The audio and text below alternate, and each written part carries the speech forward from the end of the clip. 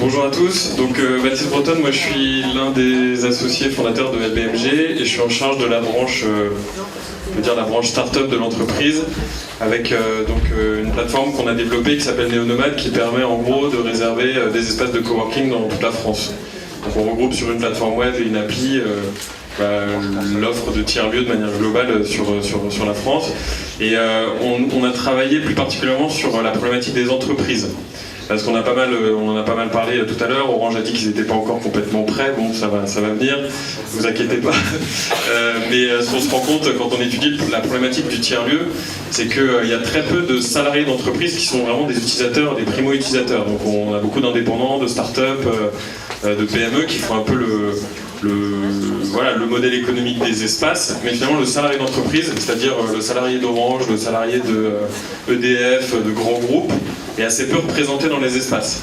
Alors c'est pas parce qu'il n'a pas envie d'y aller, en général quand ils y vont ils trouvent ça super cool, c'est plutôt parce qu'il faut convaincre tout en haut la direction, les DRH, le directeur immobilier, etc. que ça vaut le coup. Et que finalement, et puis la sécurité, l'IT, etc. C'est assez compliqué. Nous chez LBMG on accompagnait les entreprises sur le télétravail depuis longtemps et comme le disait Nat tout à l'heure, on s'est dit la première étape c'est le télétravail à domicile et la deuxième ce sera peut-être le télétravail en tiers-lieu. Et du coup comment faire pour mettre ça en place dans les entreprises. Et d'ailleurs pas comme une solution opposée au télétravail à domicile, hein, c'est plutôt comme un complément du télétravail pour dire vous avez cette option-là demain, dans le travail de demain, vous travaillez au bureau, vous travaillez à domicile et si vous le souhaitez, vous pouvez aussi travailler dans des espaces tiers. Il y a des gens qui n'aiment pas travailler de chez eux, il y a des gens qui font pas la coupure facilement, qui n'ont pas la place, qui ne font pas confiance pour travailler de chez eux. Donc c'est une alternative qui pour nous est essentielle demain dans la composante du travail de demain. Voilà, tout ça pour vous dire que du coup l'idée c'était de tester avec des grandes entreprises qui étaient motivées sur le sujet, de dire ok chiche, aujourd'hui il y a que 6% de salariés d'entreprise dans les tiers-lieux, essayons de faire monter un peu les pourcentages et tester avec vos salariés ces nouveaux modes de travail et mesurons les impacts. Parce que ce qui est important pour les entreprises c'est de mesurer l'impact de ces nouveaux modes de travail, d'avoir un retour et de se dire ok si j'investis dans le tiers-lieu, quel est le retour que j'ai en retour de cet investissement. Alors, ce qu'on a fait nous du coup chez NeoNomad, c'est qu'on a essayé de résoudre, avec LBMG et un laboratoire de recherche, la plupart des problèmes qui se posaient aux entreprises. Parce que quand vous dites à EDF, vas-y, testons les tiers-lieux, le problème c'est qu'elle a en face d'elle un réseau d'espace qui est très éclaté, avec beaucoup d'acteurs différents. Elle a besoin d'un outil pour fluidifier l'usage. D'un tiers de confiance pour garantir la qualité des espaces et le respect de la réglementation, etc., qui est quand même assez contraignant dans les entreprises. Et puis une méthodologie d'accompagnement au changement et un protocole de recherche pour mesurer les impacts. Donc nous on a essayé de structurer cette approche-là pour les entreprises qui souhaitaient participer. Donc là vous voyez les quelques entreprises qui étaient d'accord pour nous prêter des salariés entre guillemets pendant quelques mois. On avait environ une centaine de salariés, une quarantaine de tiers-lieux en Ile-de-France qui étaient partenaires. Et puis vous voyez quelques entreprises grosses et moyennes qui étaient motivées par le sujet. Avec des logiques qui sont un peu différentes, on pourra y revenir plus tard, mais entre l'optimisation immobilière et l'innovation RH, il y avait des logiques assez différentes, mais qui se retrouvaient dans la problématique tiers-lieu. Et on a testé pendant 8 mois. Donc les quelques résultats qu'on a mesurés à l'issue de cette phase d'expérimentation étaient hyper intéressants. Alors je ne vais pas tout détailler, je vous ai mis une sorte de résumé ici, puis on a une affiche qui est sur le stand qu'on a monté aussi, donc vous pourrez venir nous voir et regarder un peu en détail. On l'a mis sous forme d'infographie pour que ce soit un peu plus digeste. Mais ce qui est intéressant, quelques arrêts sur image. Alors on parlait beaucoup de bonheur et de bien-être au travail, etc. Donc, il y avait les salariés nous remontaient une augmentation de bien-être qui était assez forte. Alors c'est lié à la diminution des temps de déplacement, mais c'était aussi l'idée de pouvoir travailler dans de bonnes conditions, entouré d'un collectif de travail, ce que retrouvent beaucoup de coworkers aujourd'hui. Donc il y a un impact fort sur le bien-être. L'efficacité aussi, parce que finalement on a un peu tous les avantages du télétravail, c'est-à-dire on n'est pas dérangé on n'est pas interrompu 50 fois par jour comme on peut l'être en open space, mais on n'est pas dérangé par tout ce qui peut déranger le télétravailleur à domicile. Donc une efficacité maximale entre guillemets dans cette position de travail à distance. les temps de transport. Alors ça c'était vrai parce que par rapport au travail à domicile, le temps de transport ne diminue pas, il augmente un petit peu d'ailleurs parce que le tiers-lieu est souvent à 5-10 minutes de chez soi, donc on fait un peu plus de trajet. Mais là on a eu beaucoup de retours par rapport à des populations nomades. Parce que ce que j'ai oublié de préciser, c'est qu'on avait des télétravailleurs mais on avait aussi des nomades. Donc on avait des gens qui étaient commerciaux, Schneider Electric, c'était ça la problématique. Qui faisaient des sauts de puce en Ile-de-France pour rejoindre le siège, pour revenir à un rendez-vous, etc. Et eux, le fait d'avoir un tiers-lieu en sortie de rendez-vous pour pouvoir bosser 2-3 heures, ça leur évitait énormément de temps de déplacement. Et donc voilà, dans la problématique du tiers-lieu pour les entreprises, il faut le voir aussi sur l'angle du nomadisme, c'est très important.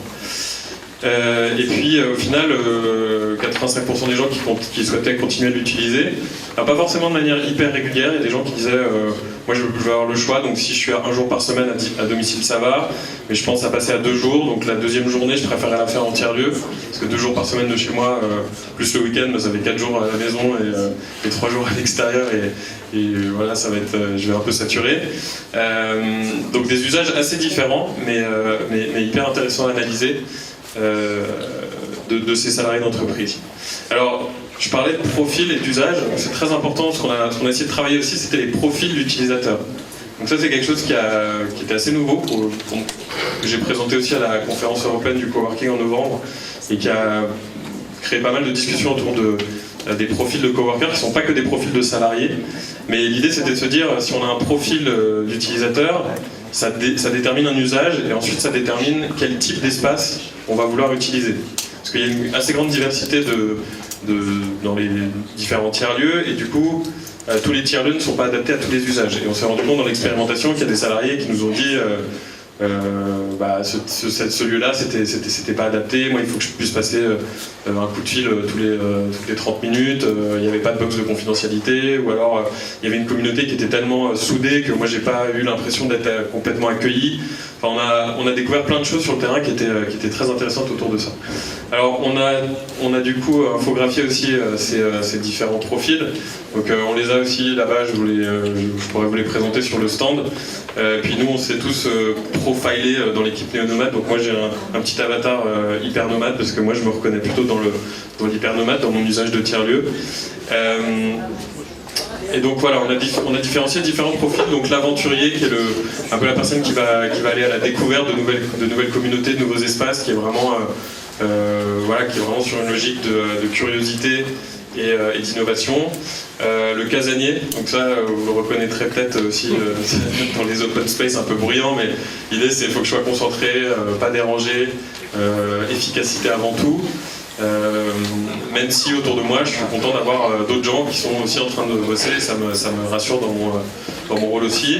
Le social qui est vraiment qui voit aussi le tiers-lieu comme une manière de développer son business et son réseau, donc problématique très intéressante dans les tiers-lieux aussi. Donc là les commerciaux de Schneider par exemple étaient super contents de pouvoir rencontrer des communautés locales, de pouvoir collaborer, de pouvoir développer des nouveaux liens.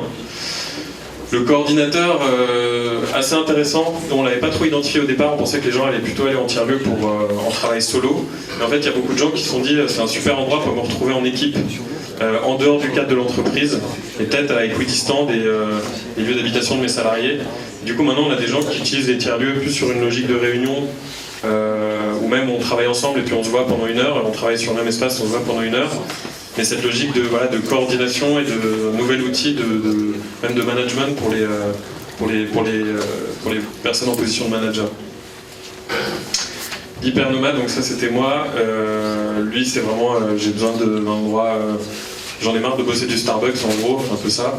Et j'ai besoin de vrais espaces pour travailler ou le wifi de qualité où je suis pas obligé de racheter un café tous les 5 minutes pour payer un peu ma place, et donc la fluidité d'usage qui est très importante. Donc eux sur l'application par exemple ils ont besoin d'espaces qui sont réservables à l'heure, donc les tiers-lieux ne font pas à l'heure, donc on essaie d'expliquer aux tiers-lieux, essayer de faire quand même à l'heure ou sur des tranches de 2 heures pour adapter l'usage aux hyper nomades. Donc voilà. Quelques conclusions rapides sur ces profils.